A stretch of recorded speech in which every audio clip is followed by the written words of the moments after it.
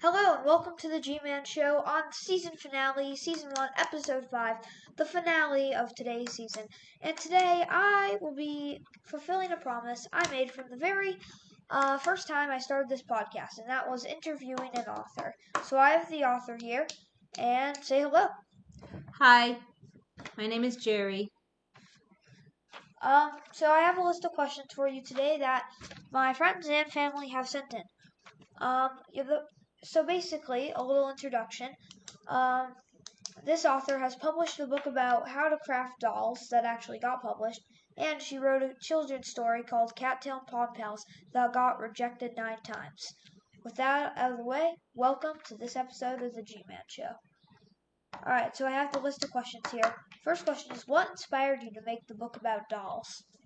Well, at the time, my children were young, and I wanted to figure out how to start a craft business. And this product, was called Paper Twist.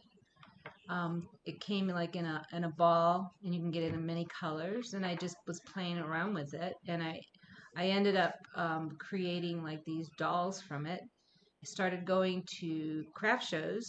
We lived in Maine at the time, and they were very popular and sold quite a bit. Okay, nice. Um, the second book is, why do you think your book was the Cattail and Pawn Pals book? Why do you think your book was rejected 9 times? Well, most of the publishers that I had sent it to said that it wasn't the type of children's book that they wanted to publish at that time. Why do you think that is?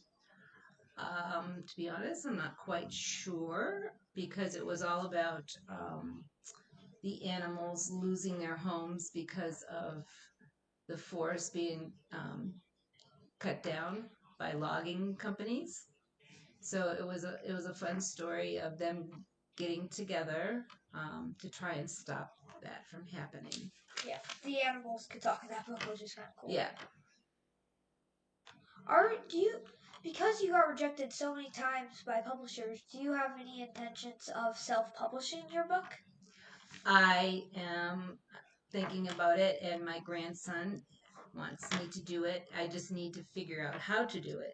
And the book that I wrote is kind of long. I feel like it needs to be edited to make it a little bit shorter. That's true. Before you came, I actually read a printout version of that book, and it was very good, but I will admit it was a little wordy. Yeah. How did the doll book sell?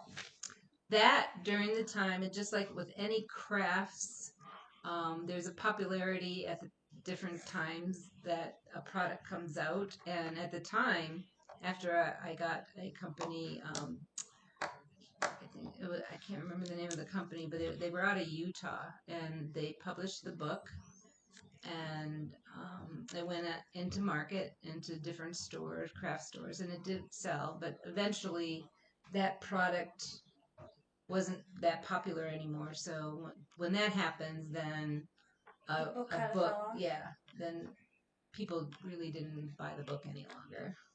Did you enjoy being an author/illustrator? Yes, it was very fun to do. I like the illustration part.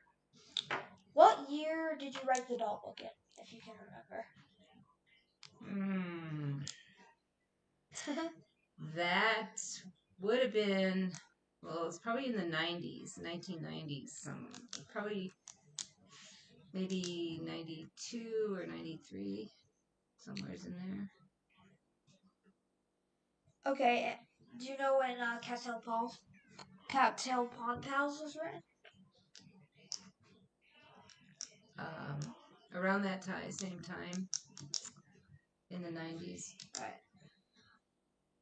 Yeah.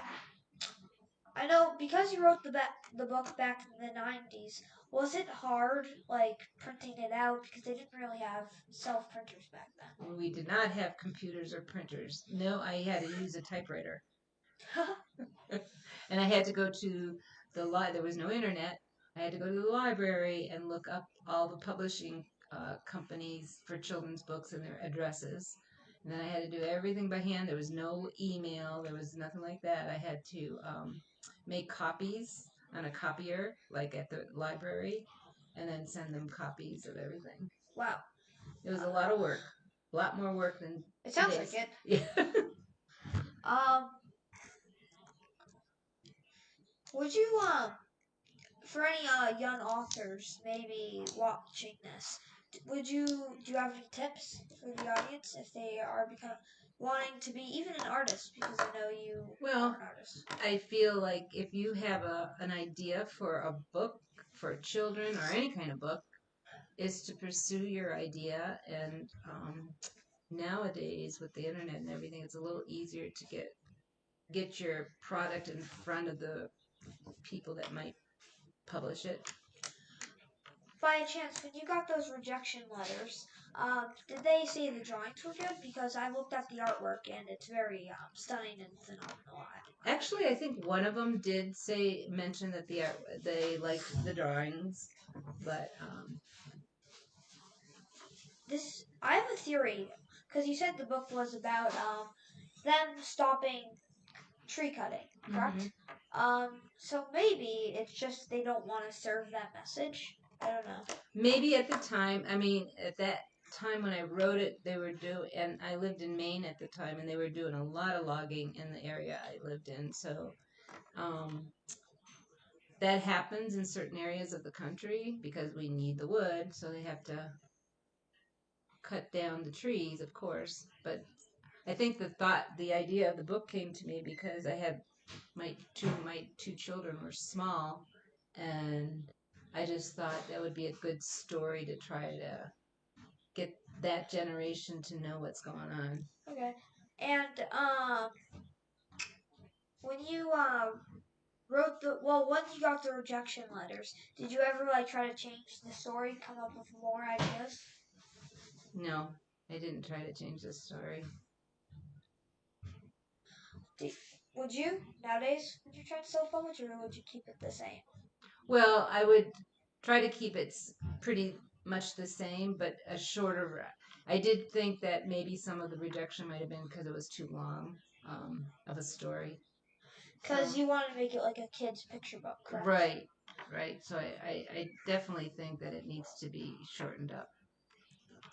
If you were to publish the book, what stores would you want it in? Or would you want it only digital, or would you like it? I'd like it both ways because I think the trend to reading a hard copy book is still strong out there. So people like to have the actual book, but there's the Audible books that people like to do now. Yeah. Stuff. Would you ever have intention of making like a chapter book? That was one of the main questions I got. Like a novel-ish. I'm not sure I have that ability to write a novel. Or like picture books is what you're going for? Because I like doing. I think I would trend more towards children's books. Now I don't. Now one of my friends sent in this question. This is kind of crazy. But if you let's just pretend for a second. What if your book got published all over the world? It's a smash hit, becomes a bestseller.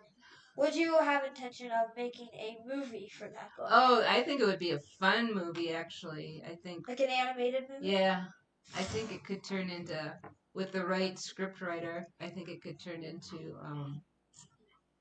a movie that kids would like.